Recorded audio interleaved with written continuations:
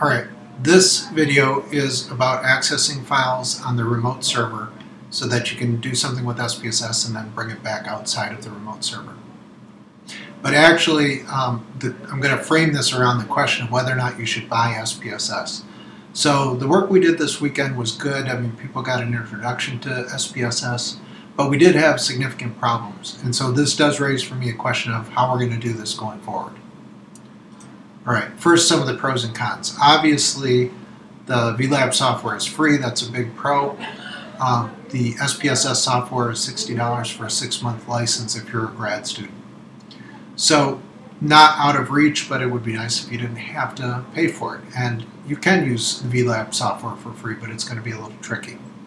Another advantage of the Vlab software is that you can use it anywhere, whereas when you buy SPSS, you install it on one computer. Obviously, you could pick your notebook computer and then you could bring it into class and use it. And you could use it at home, so that's not too bad. Plus, there's no reason that you can't use both your own copy and the Vlab software from time to time if you're at a different location. Right, the next two issues are really the same. That is the cumbersomeness of accessing the files, and especially the cumbersomeness of accessing files in Excel and then changing them into SPSS, putting them into different output formats, and then being able to bring all that in and out of the Vlab software. If you own your own copy, I will tell you there's absolutely no problem with any of that. It just works like any other file that you would expect to have. Microsoft Word, Excel, anything where you save a file from SPSS, you open it up later, it's the way you wanted it, you export things, everything works fine. So obviously that's the big advantage. Now the other issue is how much are you going to need the software? Maybe you're willing to put up with a little pain if it's only once or twice. Now, I would say that Tiffany and I will have you using the SPS software almost every week. It won't be the focus of any particular module, but it will be one of the things that you will do almost every week of the semester. So we are going to be using it frequently. Second is if you do a quantitative dissertation, it's probably something that you will use throughout your dissertation work. Last is what are the methods you could use, so if you get good enough at it, then maybe the pain is not that bad. Now I'll say I've been playing with it off and on now for a little bit of time, and I have not found a way that I consider to be actually easy. It's going to be hard no matter what, but it can be more or less hard depending on how good you get with it. So the first method is the USB drive. Now I am accessing this on a Mac computer, and it does look different on a Mac computer, and I don't think it even works as good on the Mac as it does on the PC. But on the Mac, I have the USB choice here, and I already have selected, or it automatically is selected for me, that if I put in a USB, it will be recognized. If I was on a PC, I would click up here somewhere to make the same choice. Now, I learned two things this weekend about doing that. First is that it seemed like it worked better when I selected only the one option for recognizing it when it's inserted. When I had multiple options selected, it didn't seem to work as good. That could have just been a coincidence. Second is it took time to recognize my USB. So I put in the USB, nothing appears, my USB doesn't appear, and I think it's not working. But actually, like 3 minutes later, I come back and there it is. Now that's a very significant delay, and one that really fools you into thinking it's not working, and could be pretty much a pain that you don't want to deal with. However, if the USB drive is working and is recognized, it should be a good solution, because then the USB is recognized both on the remote server and on your home computer, and you are finding a way that goes back and forth without double saving everything. Right? The next solution is email or any kind of web-based system that allows files to be transferred via a browser. So I found that the easiest way for me to view your files was to open up D2L in the remote server. Right now I'm in the remote server. And for example, if I double-click on anybody's SPSS file, it recognizes it as SPSS, and it's going to start the SPSS software, and I can view anything I want. So I found this to be a real easy way to check your work as from home. However, this isn't going to really be a great solution for you because you can't make changes and then save them back to D2L directly. Now what you could do is make some changes. So I'm adding one label here to a file from David. And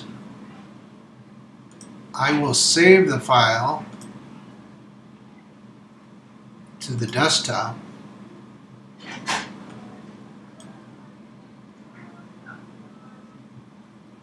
There it is.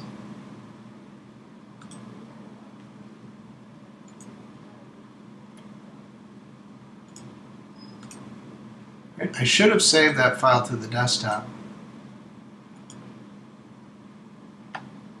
There it is. All right. Now, the problem is I still need to get it back out of the remote server. So I could now attach it to an email, or I could attach it to a post in D2L. Again, not the easiest thing in the world. You know, especially if you can imagine if you were working with lots of files all at the same time and going back and forth, this would be extremely cumbersome. Now, David had a really good solution. I'm going to delete that.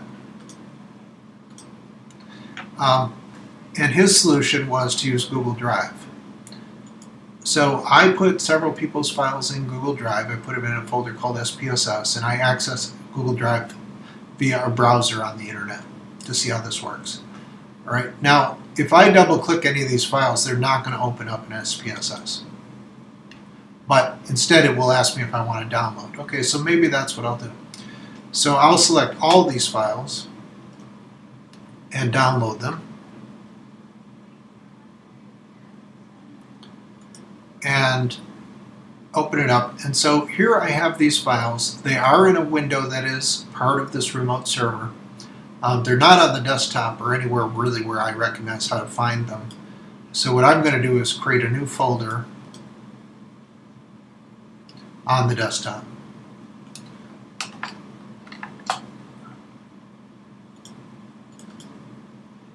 And transfer these files over there.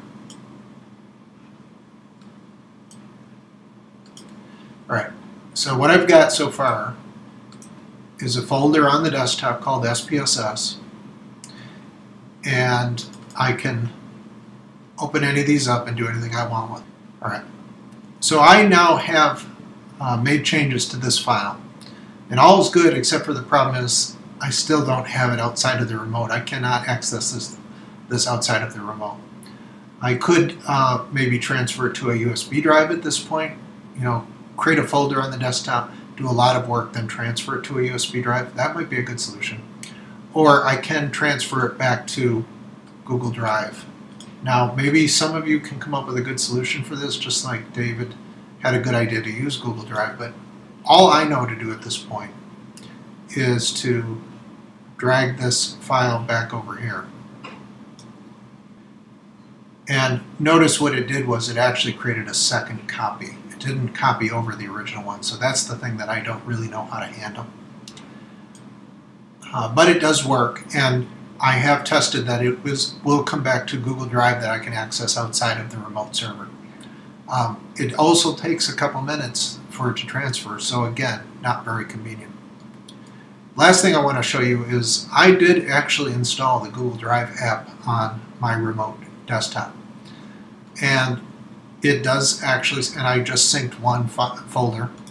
So this solution would work beautifully, but I have to say that I don't believe it will work because after I log out, that should be gone.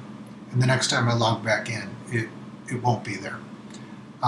It actually might be the case that it will be there half an hour later, but there's some time limit where I come back and it's going to be gone. So coming back to the main point here is whether or not you want to buy your own copy of SPSS going forward. And hopefully this helps you think through some of the pros and cons. It is definitely possible to use the Vlab software, but it's definitely also going to be cumbersome.